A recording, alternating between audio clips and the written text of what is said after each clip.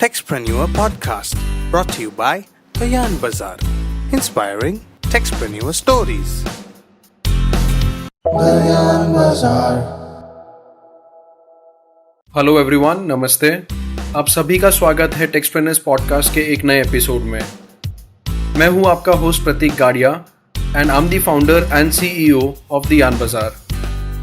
आज हमारे साथ है सीताराम स्पिनर्स से मिस्टर विभोर बेरीवाल। पॉडकास्ट शुरू करने से पहले आपको इनके बारे में थोड़ा बता देते हैं। विभोर जी वैसे तो एक चार्टर्ड अकाउंटेंट है, प्लस उन्होंने आईआईएम लखनऊ से अपना एमबीए भी किया है। बात करें बिजनेस एक्सपीरियंस की, तो 18 साल की उम्र से ही वो अपने फैमिली बिजनेस जो कि सीताराम स्पिनर्स है वो ज्वाइन कर चुके थे। सीताराम स्पिनर्स अपने open and yarn and Lycra yarn which is spandex yarn के लिए काफ़ी पॉपुलर है। तो शुरू करें आज का एपिसोड विभोर जी के साथ। क्या आप हमें आपके और आपकी कंपनी के बारे में थोड़ा बता सकते हैं? Okay Pratik ji, my name is Vibhor Berriwala. मैं पेशे से I am ACA associate chartered accountant and I have done my MBA from IIM Lucknow. Basically, I have done a master's program from IIM Lucknow. उसके अलावा I have worked since the age of 18. जो मेरी family businesses है, I have started to do work from the age of 18. And if you talk about SSPL, Sitaram Spinners, as you all know, today is manufacturing around 1 lakh spindles of cotton yarn and 5,000 rotors of open end. Our main exclusivity in the market is for stretch products and elitist yarns. So our major focus has been denim and bottom blades, where we have supplied major chunk of the requirements to these people, so that they can make their fabrics and supply to their customers. Right. Sir Sitaram का तो क्या है, market में specially Lycra yarn की बात करें तो काफी बड़ा नाम है। एंड ओपन में भी रामा स्पिनर्स के क्वालिटीज लोग काफी प्रेफर करते हैं, स्पेशली डेनिम कस्टमर्स जो है वो रामा का को काफी ज्यादा हाई प्रेफरेंस देते हैं। Yes, it has all been the efforts of the customers. हमने काफी सपोर्ट बनाए रखा है हमारे पे, तो उनके सपोर्ट की वजह से हम आगे आज कर पा रहे हैं। राइट।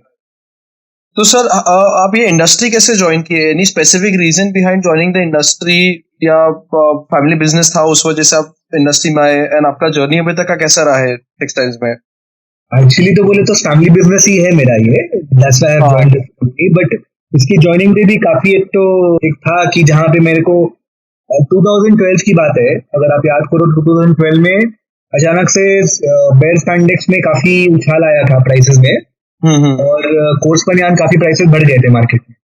तो अराउंड 200 रुपए का धागा अराउंड 350 रुपए चला गया था धागा, वो याद है मेरे को। ओके। 350 से 400 रुपए चला गया था, और उस समय सिर्फ लिमिटेड सप्लायर्स थे। वर्धमान था आई थिंक सो, और बहुत लिमिटेड सप्लायर्स थे। I think Vardhman was the only supplier there. Okay. तो उस समय अचानक से अच्छी डिमांड आई थी, और 4-5 महीना कोर्सपन मिला ही नहीं था। फिर there was a sudden downfall, जहाँ 3 महीना कोई किसी को याद ही नहीं चाहिए था कोर्सपन। एंड उस समय हमारे ब्रांड को कोई जानते भी नहीं थे। We were new to Ahmedabad, we were having a limited supply. हमारे पास करीबन कुछ 3600 स्पिंडल थी कोर्सपन की।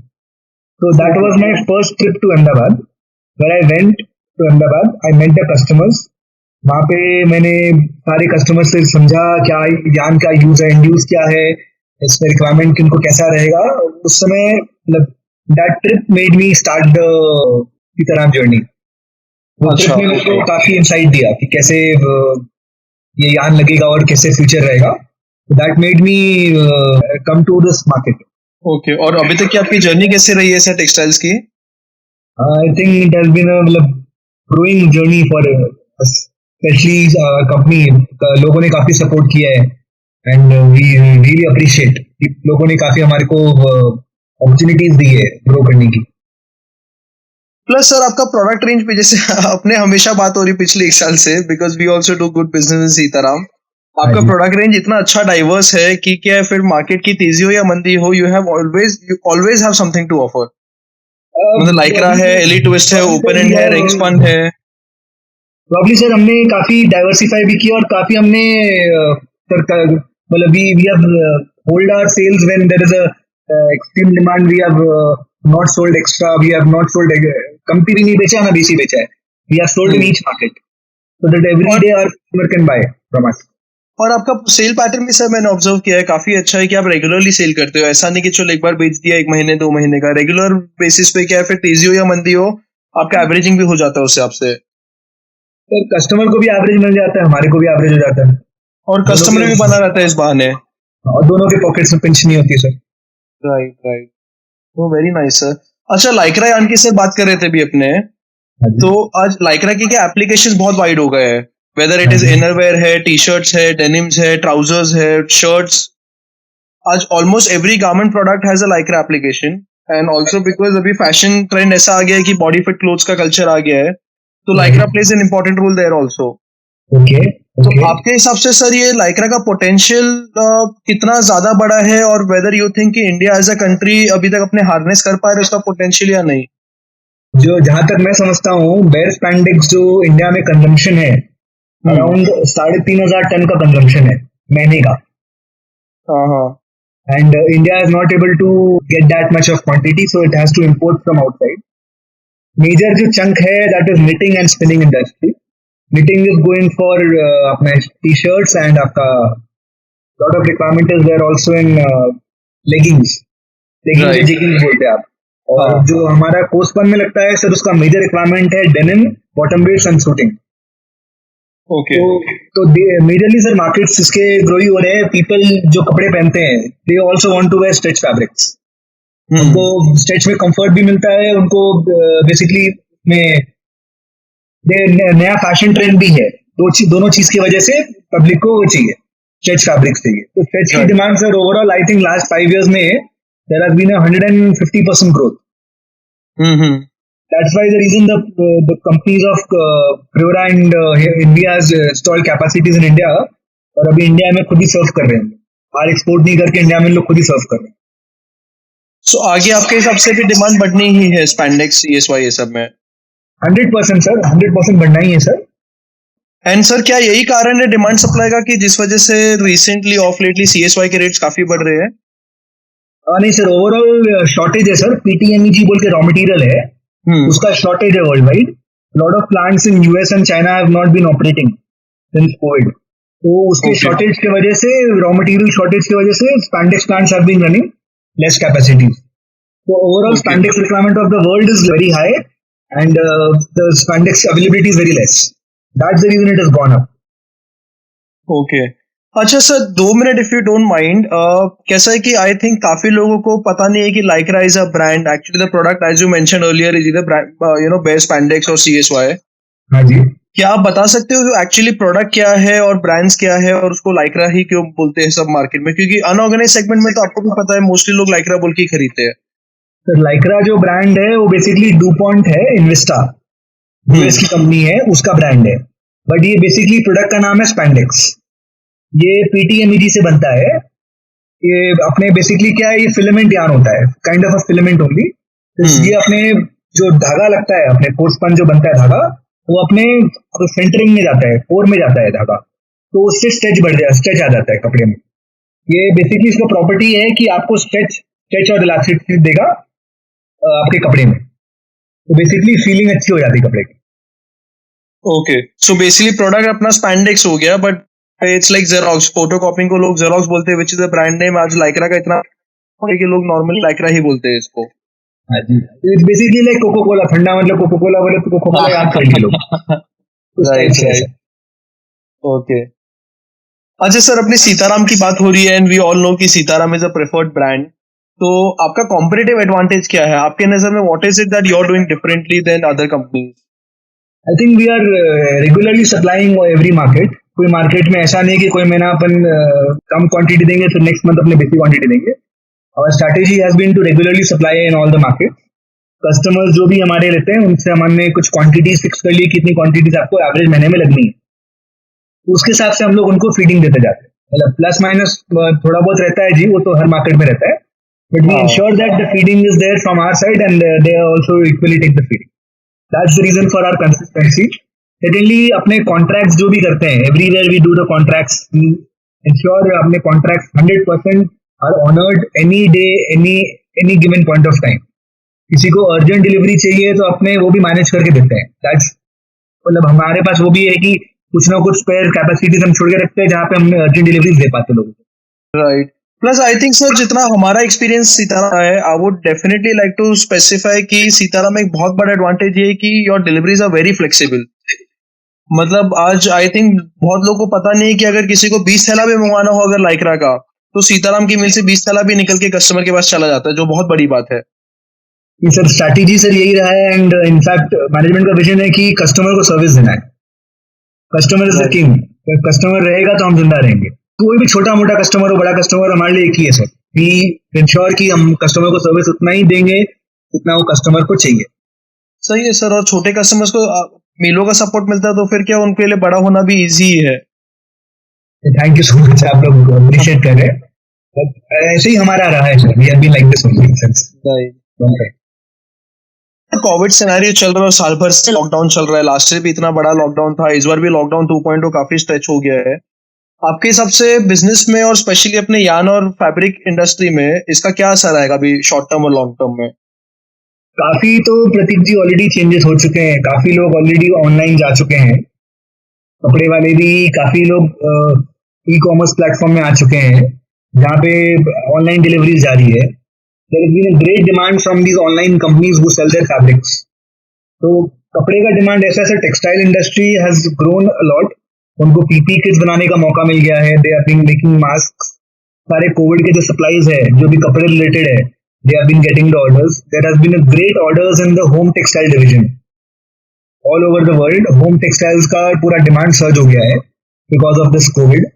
उसके अलावा सर आदमी कपड़ा आप देख लीजिए, हर साल आदमी अपना कपड़ा चेंज करता ही करता है, चाहे कोविड रहे चाहे नहीं रहे। people want new clothes. लोगों को नए कपड़े चाहिए। लोगों को इनफैक्ट घर में भी अगर कोई आदमी कपड़ा पहनता है तो वेयर एंड टेयर होता ही है कपड़ा का, वो कपड़ा चेंज करता ही करता है। आप कितना भी कर लो, कपड़ा का डिमांड कभी भी कम नहीं हो सकता।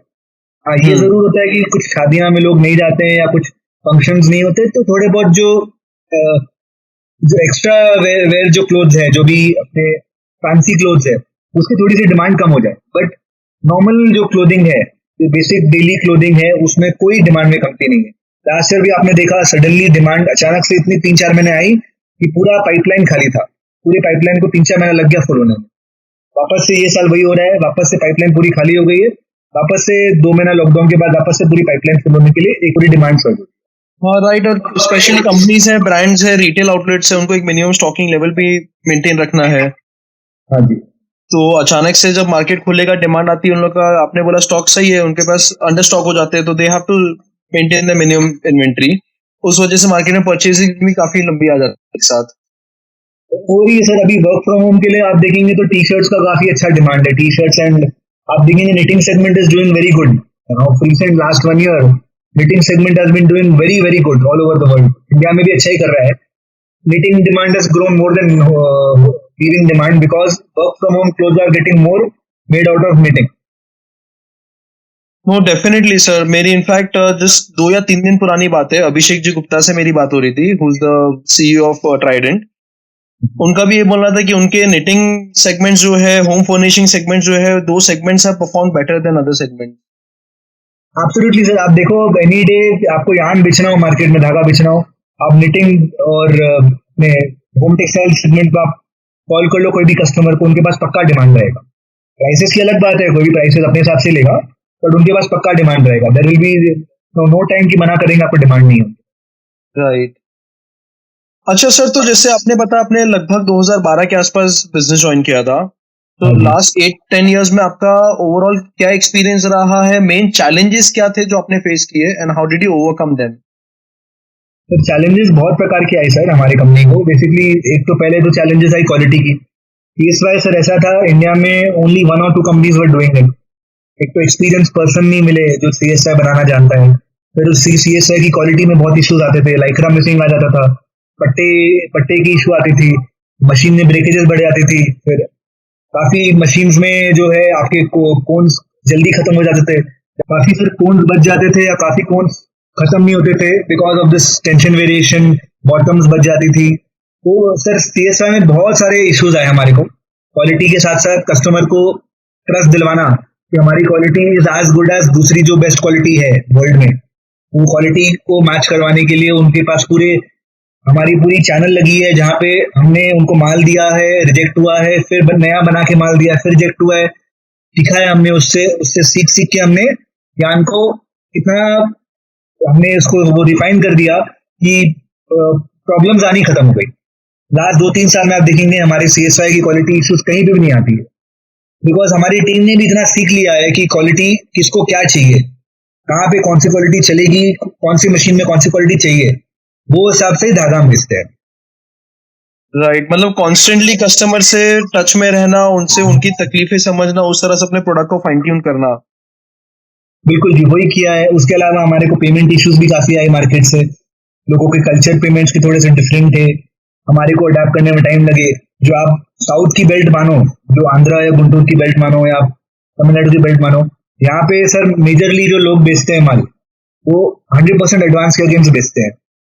और जो इसका मार्केट है आपका डेनिम और आपका बॉटम वेयर्स का मार्केट है, वो पूरा वेस्टर्न इंडिया और नॉर्दर्न इंडिया मार्केट है, जहाँ पे मेरे को उधार देना पड़ता है कस्टमर को, 30 डेज से लेकर 60 डेज तक देना पड़ता है उधार। तो आप समझ रहे हैं कि all of a sudden you need to change your working in the company, how to enter that market and how to enter that market with their expectations. तो वो हमारे को थोड़ा टाइम लगा sir, but I think in the last 9 years we have adapted to that.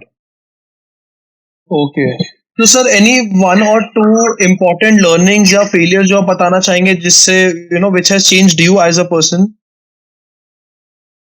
As a person sir, I will tell you, I learned कि customer की expectations को match करना इज वेरी इंपॉर्टेंट। अगर आप कस्टमर की expectations को match नहीं करोगे तो कभी भी आपकी कंपनी ग्रो नहीं करेगी।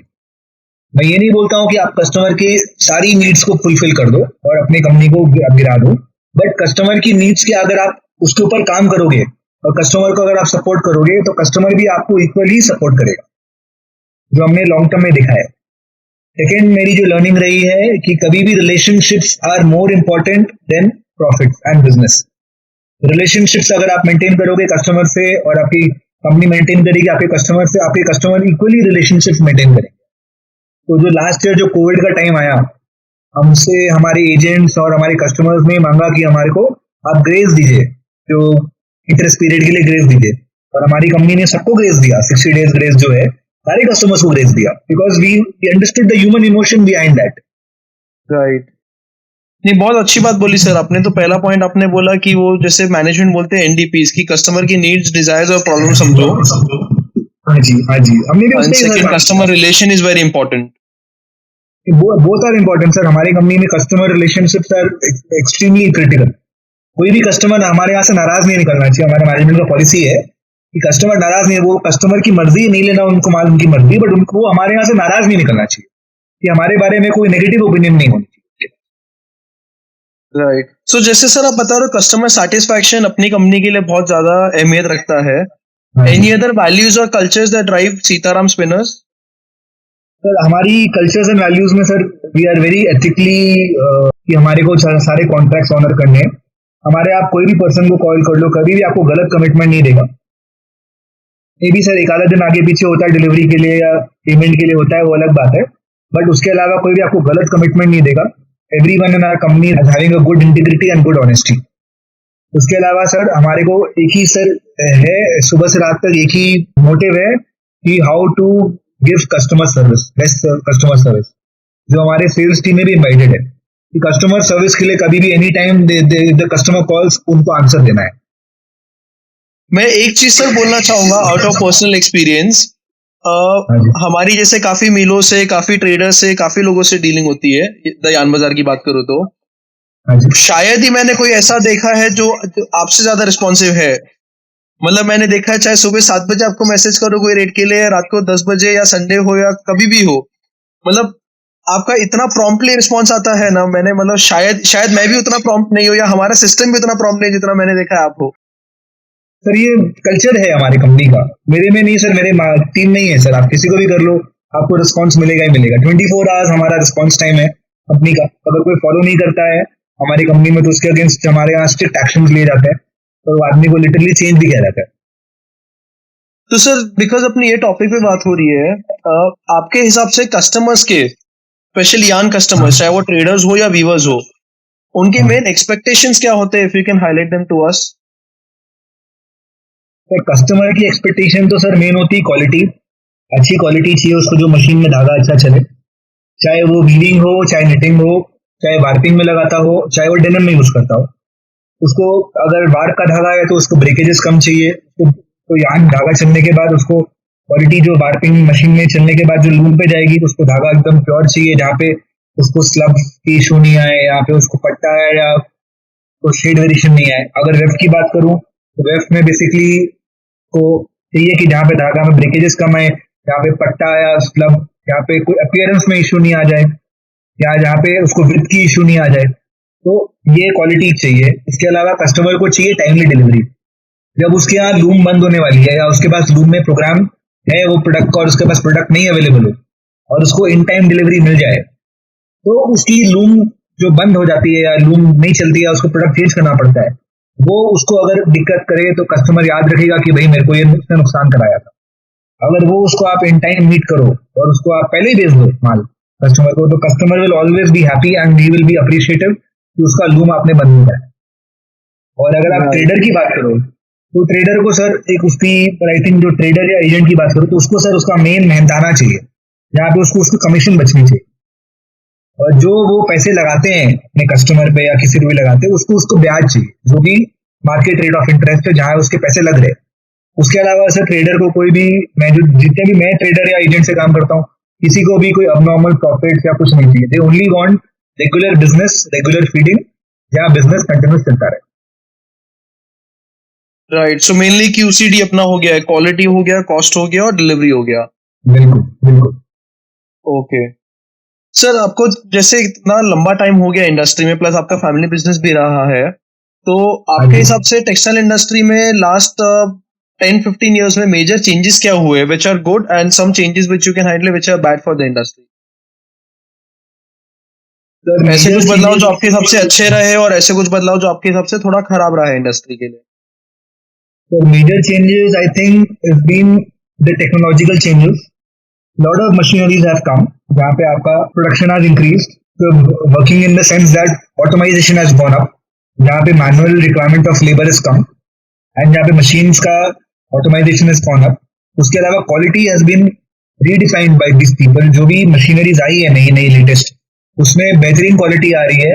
Not only spinning, मैं weaving की बात करूँ या denim की बात करूँ, wider width looms आ रहे हैं और आपके अच्छे अच्छे साइजिंग मशीन आ रही है। तो सर पूरा जो क्वालिटी का जो चेंजेस किया है इन्होंने रिसेंट ईयर्स में, उसमें सर बेहतरीन कपड़े बन रहे हैं। कपड़े आप बात करो या गारमेंट्स बात करो, क्वालिटी बेहतरीन बन रही है। सेकेंडली सर उसमें प्रोडक्शन इंक्रीज हो गई है, जो रिक्वायरमेंट इंडिया की है। अगर आप कॉटन वेस्ट की बात करो या डेनिम की बात करो तो एक नंबर ऑफ मीटर्स रिक्वायरमेंट रहता है मार्केट में, वो दिन ब दिन से रिक्वायरमेंट बढ़ ही रहा है इंडिया का। और ये मशीनरी अच्छी आने से वो रिक्वायरमेंट केटर कर पा रही है कि बाहर से हमारे को इंपोर्ट कम करनी पड़ रही है। जो इंडिया में प्रोडक्शन है वो इंडिया में is able to sell, that has been the advantage. उसके अलावा अगर आप बात करो और अच्छी चीज जो टेक्सटाइल इंडस्ट्री में हुई है सर, काफी सारे लोग ने फॉरवर्ड इंटीग्रेशन भी किया है, बैकवर्ड इंटीग्रेशन भी किया है। उसमें सर क्या हुआ है, काफी लोगों की इन हाउस जो कॉस्ट जो एक्स्ट्रा होती थी, जो वैल्यू चेन को एक्स्ट्रा कॉस्ट पे करके कस्टमर को पिंच होता था, वो काफी लोगों ने जो अगर इन हाउस अपने बना लिया है करके चेंजेस, उसमें क्या हुआ है काफी कॉस्ट जो कंज्यूमर को एक्स्ट्रा लगनी चाहिए थी वो कम हो गई है। तो वो भी एक एडवांटेज रहा है। और उसके अलावा जो डिसएडवांटेजेस अब बात करेंगे जो टेक्सटाइल मार्केट में हुआ है, ये बेसिकली सर एक तो मैं देख रहा हूँ लास्ट 3-4 साल में ये जो कमोडिटीज है that have been driven by a few major institutions, like आप पॉलिस्टर की बात कर लो या कॉटन की बात कर लो, तो they have been driving up and down the market. जबकि ये this should not be there, this should be done by a particular availability of the product, not by a particular institution और a company who is changing the price in the market. So that has led to a lot of problems for the end users also, lot of problems for the weavers, knitters, अपने garmenters, spinners। इसके लिए उन्होंने काफी problem face किया because fibre का जो prices है that have been defined by these people। Okay, नहीं बहुत अच्छी बात बताई सर आपने। एक सर आप कोई any advice you would want to give to people who are either wanting to join textiles industry or people who are wanting to join their family business in textiles, and especially to young people? तो textiles is a very growing field, very vast field.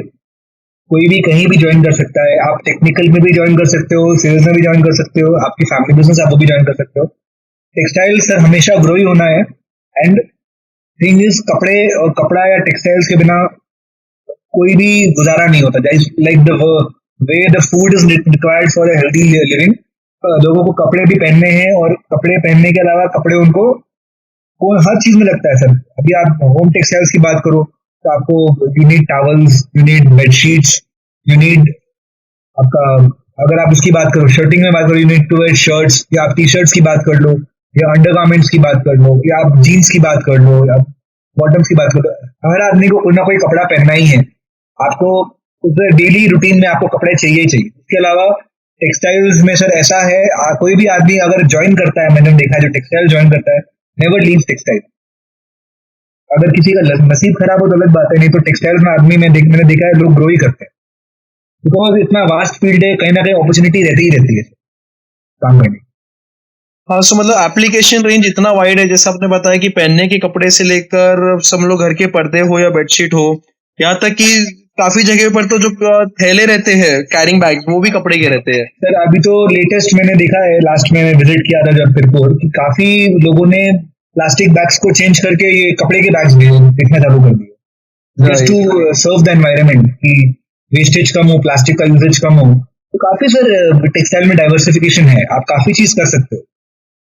No definitely sir, application range इतना wide है, plus India का population इतना high है कि consumption भी already बहुत, मतलब demand of textile is extremely high just in the domestic market.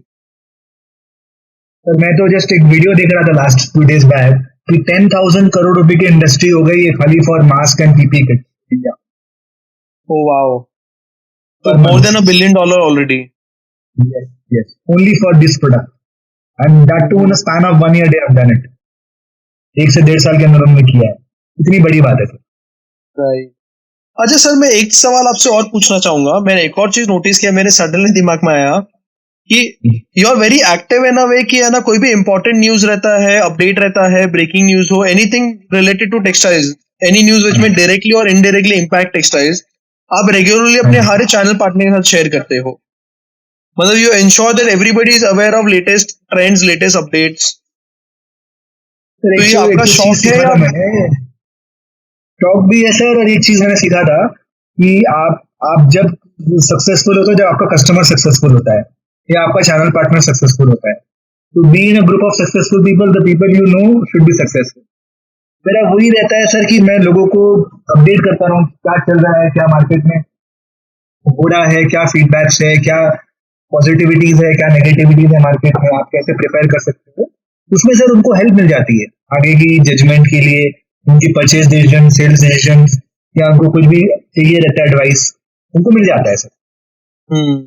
No, that's very very very nice of you, sir. मुझे याद है मैं आपसे बॉम्बे में अपने लोगों पर में मिले थे कुछ लगभग 1.5 साल पहले, and that's when you added me to that group of yours. उसके बाद से आपके पास मैसेज आते हैं तो उससे हमें इतना अपडेट मिल जाता है ना. Thank you for being so humble Prateek ji, but I think you are also being doing a very good job. आप लोग भी रेगुलरली अपडेट करते रहते हैं.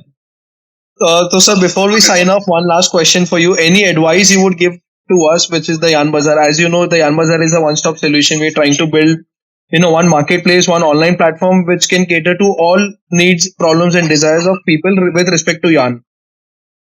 आई थिंक आपने काफी ब्रिलियंट जॉब किया है. लास्ट 2 साल पहले 3 साल पहले यार्न बाजार को कोई जानता भी नहीं था. अभी आपके कितने सब्सक्राइबर्स हैं और आप लोग से कितने कस्टमर्स हैं के थ्रू भी यार्न लेते हैं, तो काफी आप लोगों ने ग्रो किया है.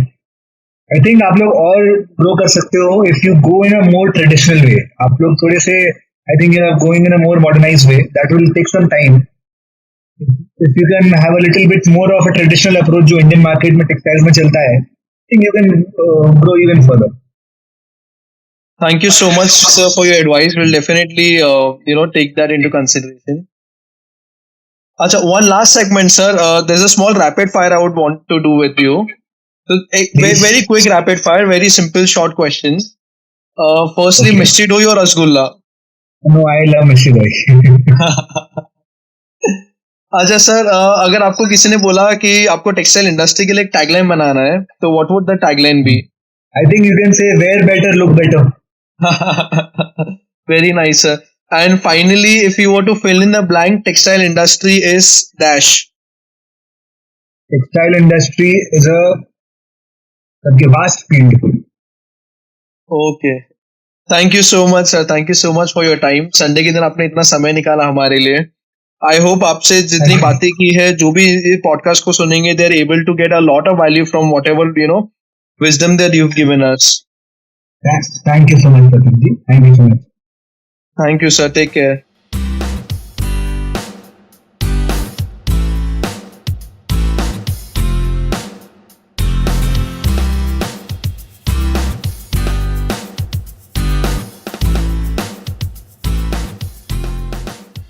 Bayan Bazaar.